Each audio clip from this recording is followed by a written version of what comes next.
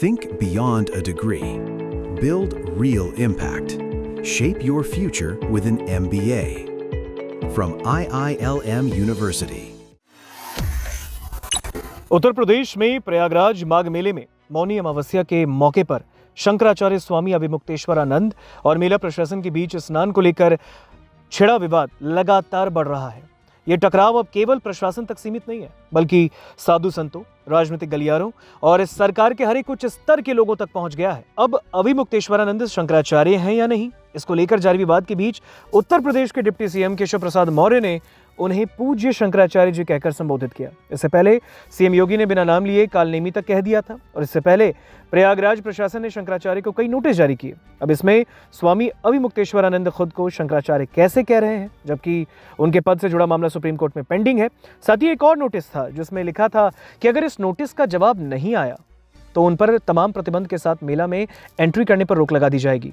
हालांकि इस पूरे विवाद के बीच उत्तर प्रदेश के उप मुख्यमंत्री केशव प्रसाद मौर्य का बयान कई मायनों में इंपॉर्टेंट हो जाता है। केशव मौर्य का कहना है, हम पूज्य शंकराचार्य जी के चरणों में नतमस्तक होते हैं। हम उनसे विधिवत स्नान करने का अनुरोध करते हैं। हम पूज्य संतों का अपमान करने वालों की जांच करेंगे और उनके खिलाफ कार्रवाई करेंगे। तब तक शंकराचार्य जी अपना विरोध खत्म कर इस मामले को यहीं खत्म करें। आपको बता दें कि प्रयागराज में चल रहे माघ मेले के दौरान मौनी अमावस्या के स्नान को लेकर शंकराचार्य स्वामी अभिमुक्तेश्वरानंद और मेला प्रशासन आमने सामने आ गए थे। मेले प्रशासन ने उन्हें पालकी पर सवार होकर स्नान करने से रोक दिया और इसके बाद शंकराचार्य समर्थकों और पुलिस के बीच धक्का मुक्की हुई। इस घटना से नाराज होकर स्वामी अभिमुक्तेश्वरानंद ने धरना शुरू कर दिया और अब डिप्टी सीएम केशव प्रसाद मौर्य का बयान ऐसे वक्त में आया है जब इस पूरे मामले पर राजनीति चल रही है। श्री अखिलेश यादव जी इस समय बहुत फ्रस्ट्रेशन में चल रहे हैं। बिहार चुनाव हारने के बाद उनको लग रहा था बिहार अगर आरजेडी जीतेगी तो यूपी में समाजवादी जीतेगी, लेकिन उनको मालूम है कि आरजेडी हार चुकी है और समाजवादी हारने जा रही है। तो इसके कारण से वो बौखलाहट में हैं, घबराए हुए हैं, तिलमिलाए हुए हैं और वह तुष्टीकरण और जातिवाद और फर्जी पीढ़ी उनका चल नहीं पा रहा है।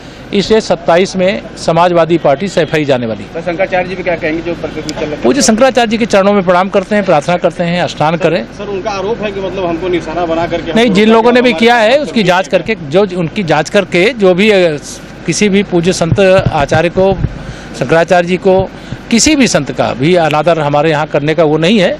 अगर कोई ऐसा किया होगा जांच करके कार्रवाई करेंगे, लेकिन उनके जो भी ऐसा किया है उसकी जांच करके कार्रवाई करेंगे। लेकिन अभी पहला ये है, भगवान शंकराचार्य जी के चरणों में प्रार्थना करता हूँ कि वो अपना जो भी विरोध है उसको समाप्त करके संगम स्नान करके मिले। पूजनीय शंकराचार्य जी के पक्ष में तमाम सनातनी और पूरे देश के सनातनी उनके पक्ष में हैं।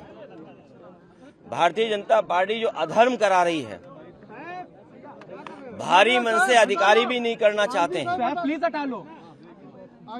जो अधिकारी नोटिस भेज रहे हैं या उन्हें स्नान करने से जिन अधिकारियों ने रोका है, वो इस पाप का भागीदार नहीं होना चाहते हैं। मनी मन वो दुखी हैं और वो महसूस कर रहे हैं कि हमें दबाव में ये काम करना पड़ रहा है।